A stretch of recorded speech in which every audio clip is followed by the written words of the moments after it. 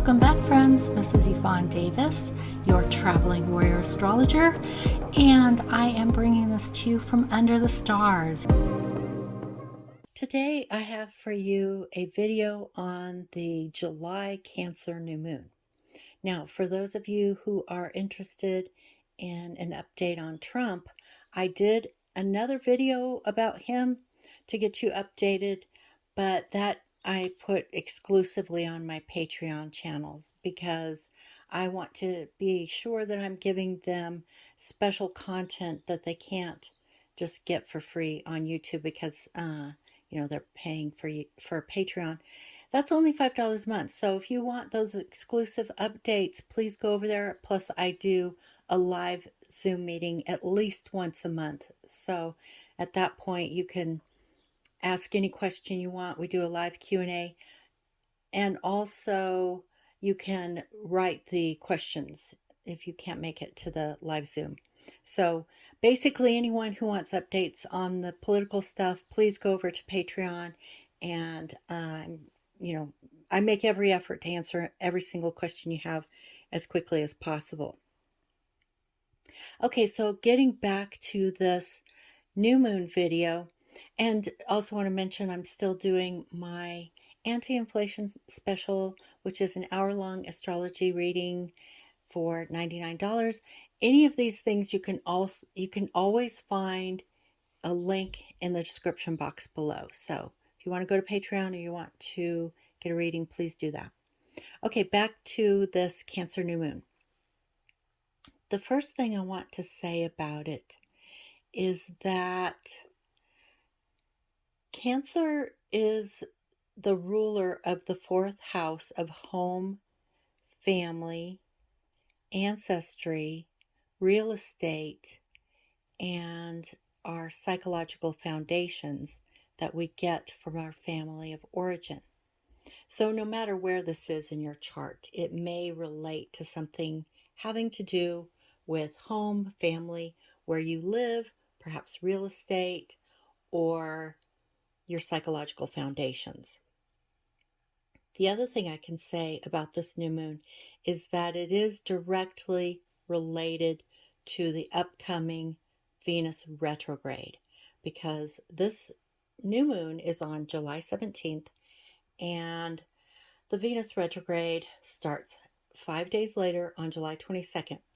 All new moons and full moons have basically a 10-day window where you can see the bell curve starting as early as 5 days before the lunation is exact and 5 days after.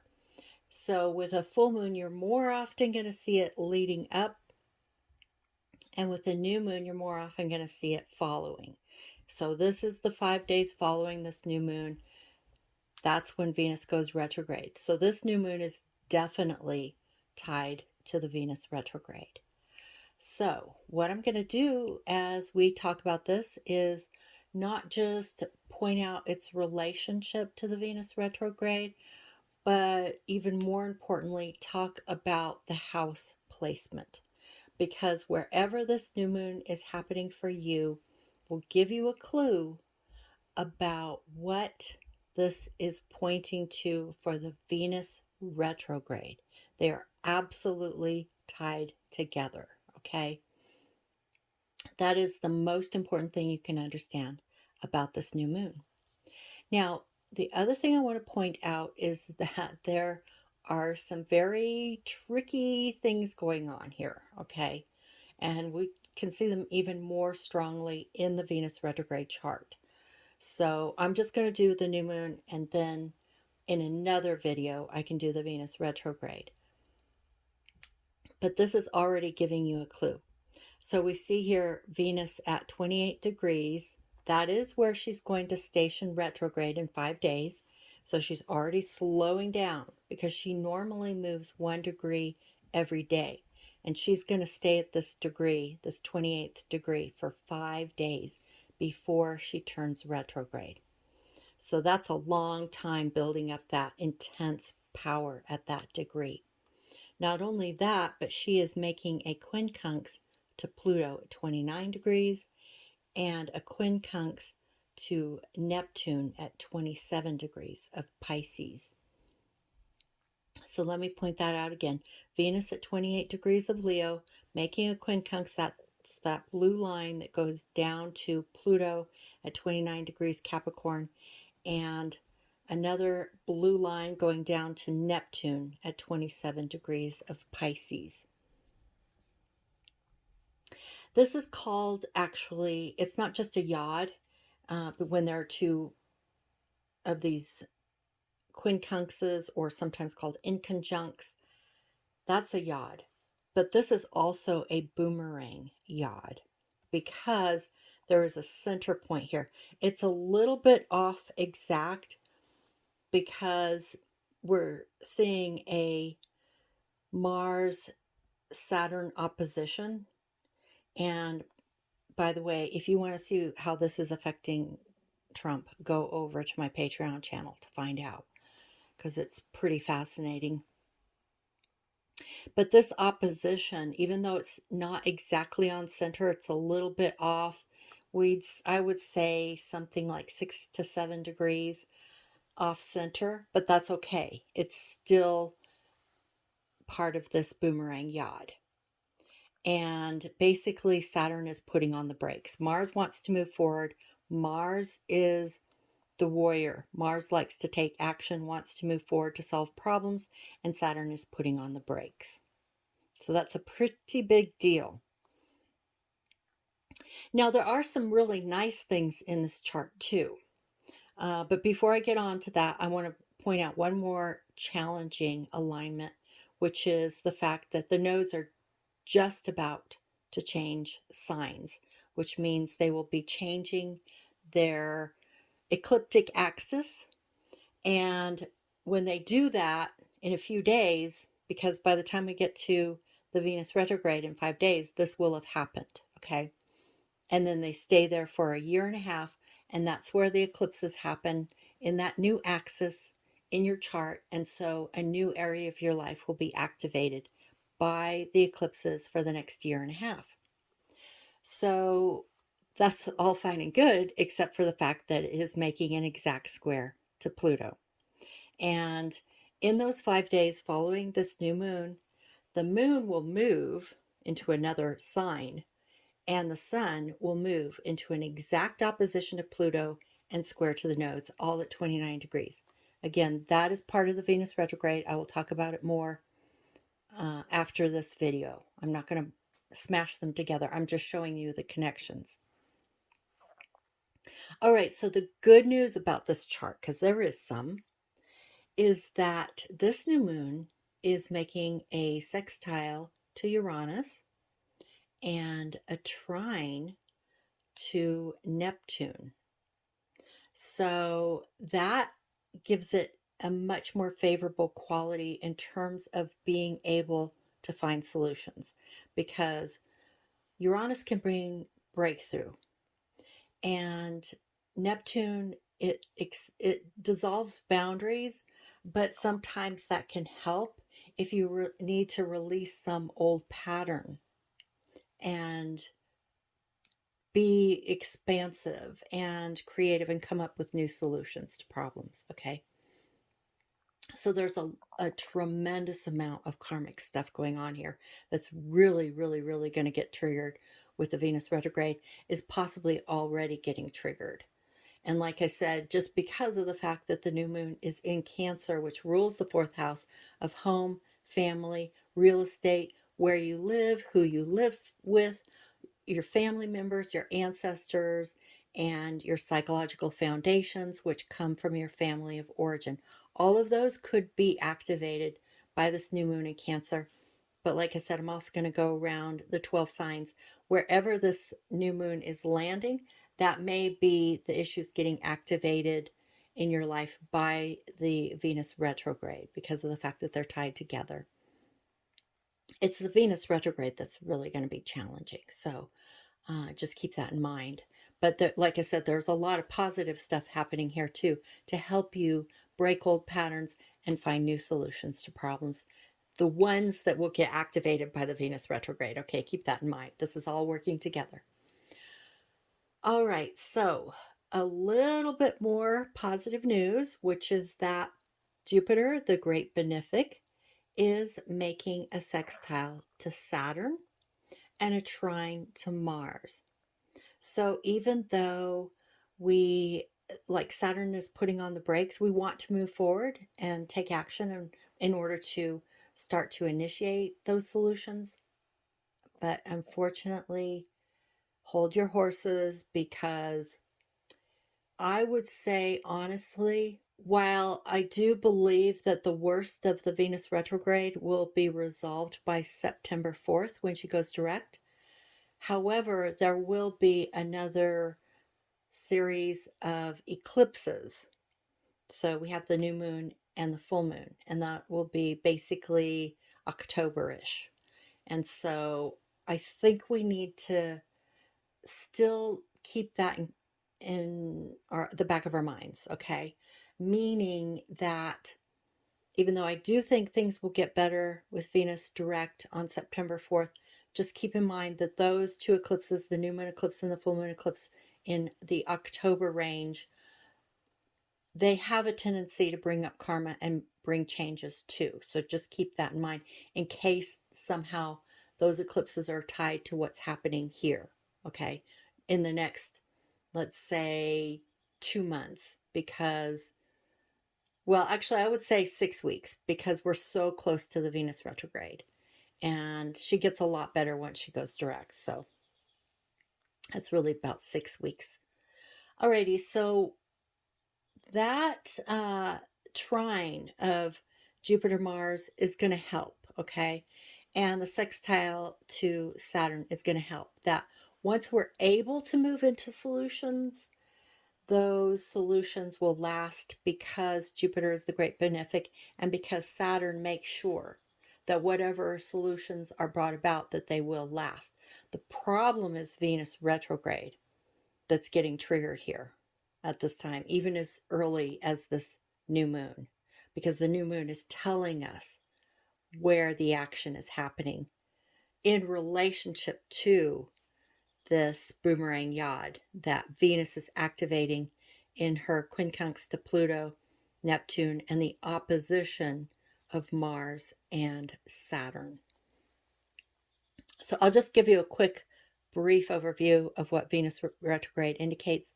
She indicates what you love, what you're passionate about, what you value, and the fear of having it taken away. Okay, that's it in a nutshell. And so you have to work through that karmically while she's retrograde, because something or someone will come in that will activate that karma. And so I'll go into more detail with that in the next video that I make very soon after this about the Venus retrograde. Okay, so let me say more about the new moon, and you can look in your chart and see where you have Cancer. That's where the new moon is taking place, and that's one of the areas of your life that might get activated. In fact, this is so sweeping, because so many planets in the chart are being activated by this, that it's hard to say. It's like a web, like if you can think of a web, whether it's like the internet or it's like, your neural networks in your brain, it's like any place that gets activated. I think thinking about it as like neural networks in your brain is a good example, because any place where you have a wounding or past trauma that has not been healed, that's where you get triggered karmically, that forces you to work through the wounding, okay? And to let go of those old patterns, to heal the wound, heal the trauma, let go of the old patterns, and be able to create new patterns and new solutions to problems. So wherever it's getting activated, those neural networks, it's like the energy is just gonna flash through all of those neural networks like a lightning bolt, just triggering everything, okay? And it may not happen all at once, maybe it will. More likely, it's like a web, and so different parts of it are getting triggered at different times. But the issue is that every time one trigger comes along, wherever it's coming from, can set off the whole network of wounding and trauma. Okay. That's what this is about. That's why I think the fact that it's related to Cancer, which is your emotions, your home and family, and your mother and father, and your psychological origins, where you feel safe. I mean, so much is being triggered. Um, but it also depends on where that new moon is landing for you. So that, because obviously not everyone's going to have the exact same experience. So if it's in your first house, and whether that's your sun or your ascendant, that is your sense of self. Okay. So it may really go to a sense of who you are, how you relate to other people. Okay. This is what you need to look at. If it's happening in your second house, the second house is about value and self worth, which are all Venus issues because Venus is the natural ruler of the second house. And so it's what you value, what matters to you, your access to resources, your personal assets, your income, your channel to abundance, but also what you value and how you value yourself, meaning your self worth. So that's the second house. If this new moon is happening there, or if any of these planets are activated in your second house. The third house is how you create reality. It is your mind. It's how you take in information, how you process it in your mind, how you learn things, and how you think about the world, and then how you express yourself. So if you're learning new things, that's awesome. Maybe you're learning new patterns. Maybe you're learning new ways of communicating and expressing yourself. That's important if this new moon is in your third house or if any of the other planets are activating in your third house. The fourth house, again, is the natural ruler of Cancer and the moon. So if this new moon is in your fourth house, then that's definitely going to be magnified. Okay.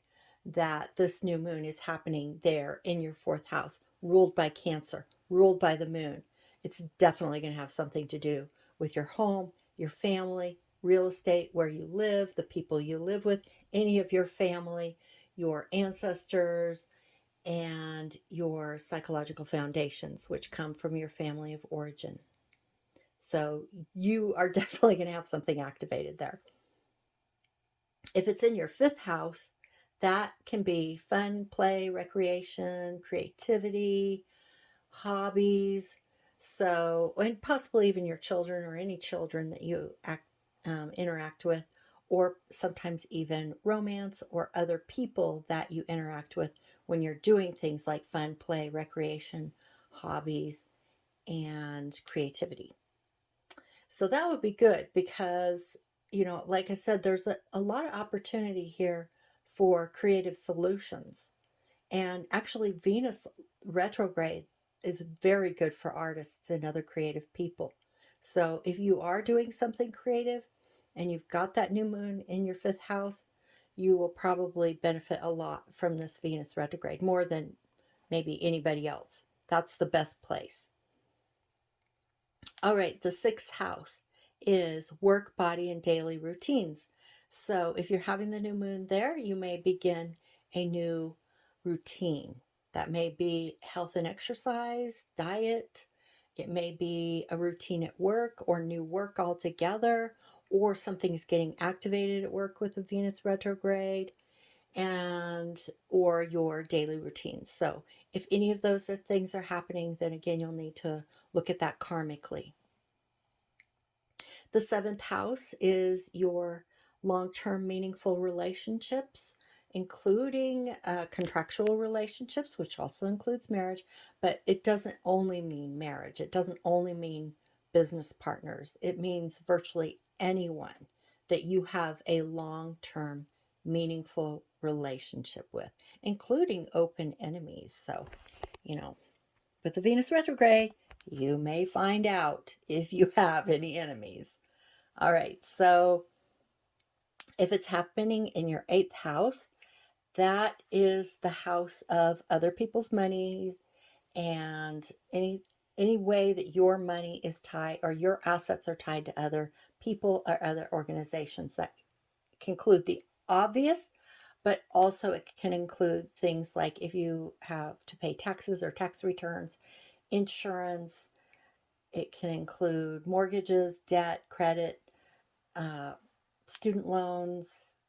Uh, it can include winnings, like lottery winnings or gambling winnings. It can include, uh, let's see, inheritance. So, any kind of money that is tied up with other people or other organizations. But it also includes deep psychological transformation. So, if it doesn't, usually it gets activated, like your deep psychological transformation can get activated because your resources are tied to some other resources. But it's also about vulnerability and intimacy. There's such an intense interweaving with yourself, your soul, the things that you need to live, to survive, and your feeling of intimacy and vulnerability. It's also the house of birth and death. So you're so deeply intertwined with other people on the physical level and on the soul level and on the body level that's why it triggers deep psychological transformation, is because it hits you at such deep level. So the 8th house and the 12th house are usually the most difficult because of the fact that as far as karma is concerned and healing trauma, when you have a new moon in the 8th house, that's the chance, especially when we're just 5 days out from the Venus retrograde, that's the chance when you are probably going to be the most tested. So the 8th house is definitely one of the most difficult as far as these alignments are concerned. All right, so the 9th house is about consciousness expansion, any way that you may be expanding your consciousness, whether that's through travel, higher education, any form of higher education.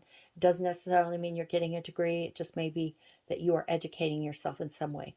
It's about writing and publishing, broadcasting, filmmaking, anything that expands your mind, because you are broadcasting information out into the world, or you are taking it in. Broadcasting means filmmaking, internet, social media, publishing, teaching, anything like that, where you're broadcasting information out or where you're taking it in.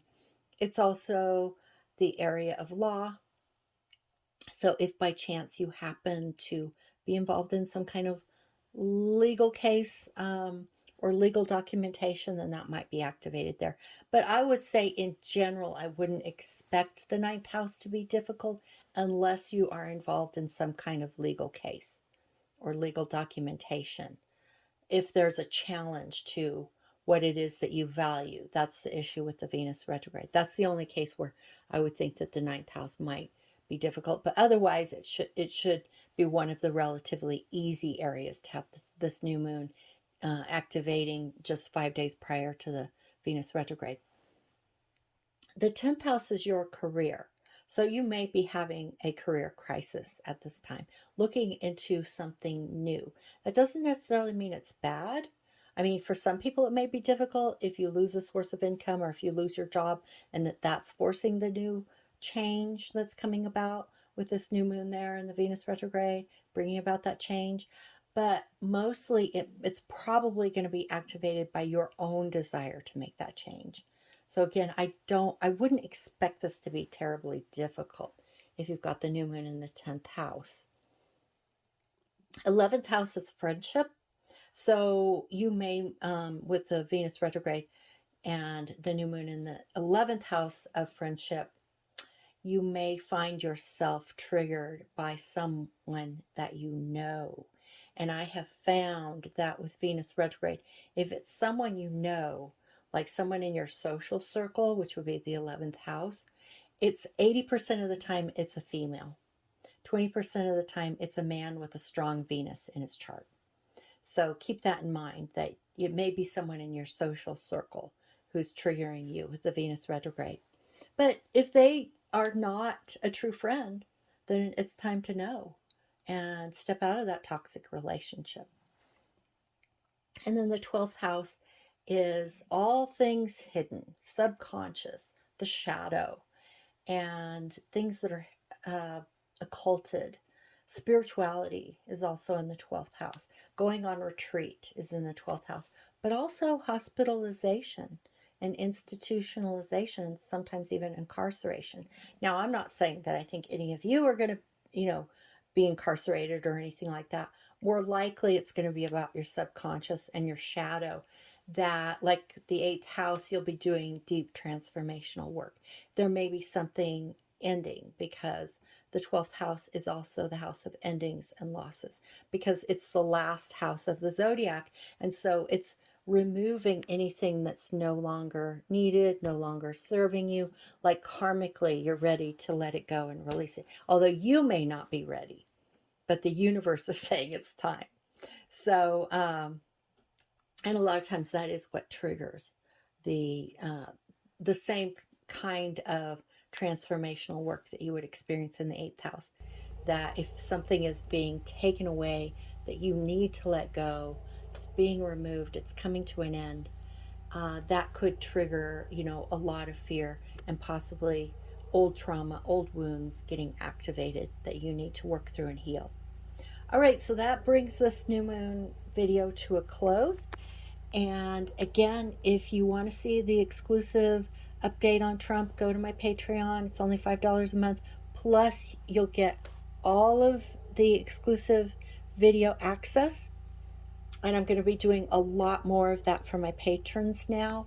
And you get the live Zoom Q&A that's at least once a month. Sometimes I even do it twice a month.